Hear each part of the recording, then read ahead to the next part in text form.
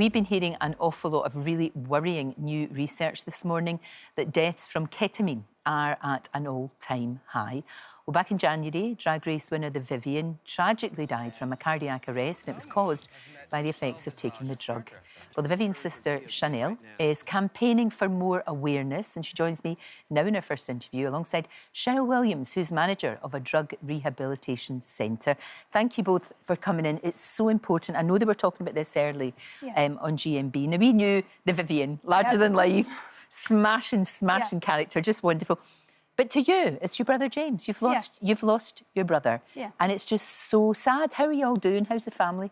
It's completely devastated us all. I bet it has. You know, it was so unexpected, and, you know, he loved life. So, you know, now reflecting on everything, and you just think, what can you take from this now and what can we do? So as a family, we're really passionate about turning this into something where we can make a difference and we can make change and raise awareness around the drug ketamine, the dangers that are associated with that. And, you know, that's part of his legacy, if we can help.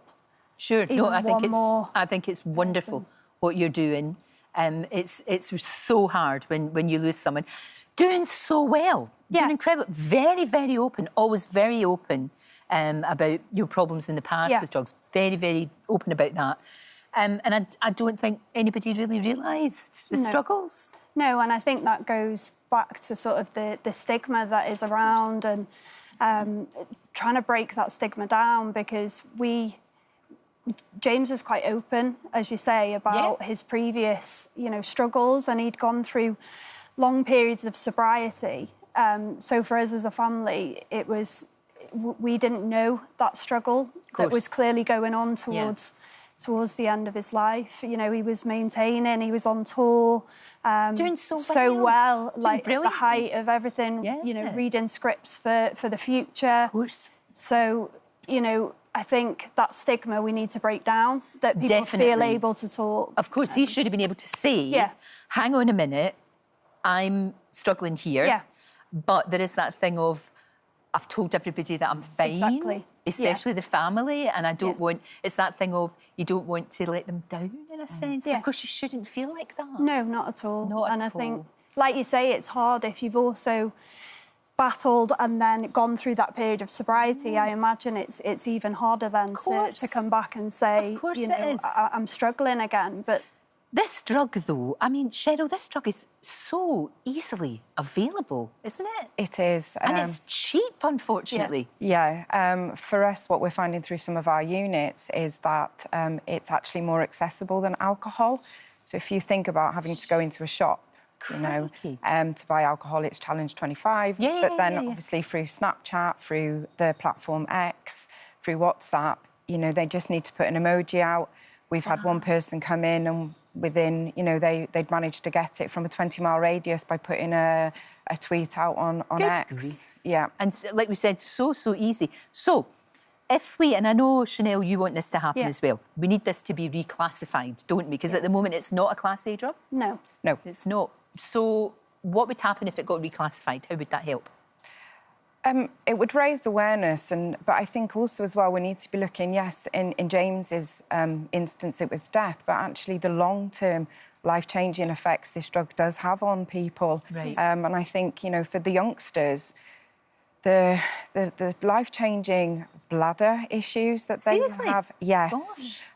So after using the drug, we've had people come in that have been doubly incontinent, frequently urinating, the cramps, but sometimes they're passing bladder mucus.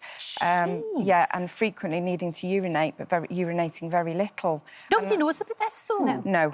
And I think that's where the classification of the drug currently isn't in line with the risks that are associated. Exactly. And I'm fearful that, especially the younger generation, where it is more prevalent, they feel that it's less harmful. It's not Class A, so maybe it won't be doing so much harm. But then you look at the situation. I mean, the first time I really heard about this, you know, and how dangerous it was Matthew Perry. Because was he not given it to help with depression, I believe? Yeah, and I think this is the thing that we need to kind of like make clear, that in a medically monitored situation, then, you know, the drug is actually, you know, it's pure. When you're buying it off the street through the drug dealers, then you have no idea what it's being cut with.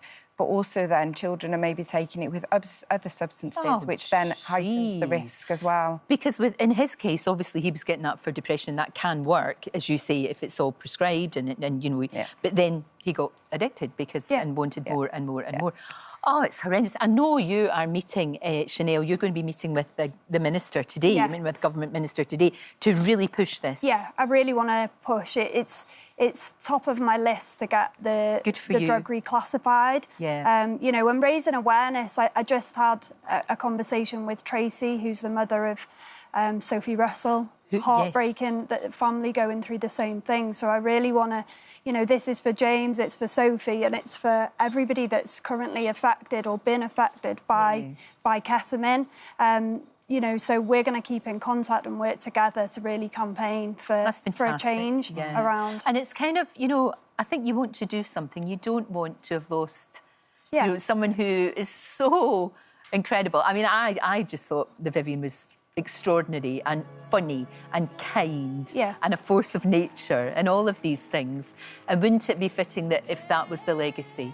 You know, we remember with huge affection, but also to save lives, because if you change the law, you're going to save lives. Yeah. I mean, the Vivienne was an iconic trailblazer and, you know, we remember that. And I feel like this now is also James's legacy as well. Of course. And I know that he would want this. I know that he struggled, you know, he was open about that. So I know that he would want this fight. And my parents as well, you know, we want to channel, this is beyond the most devastating time. I can't even imagine. I can't.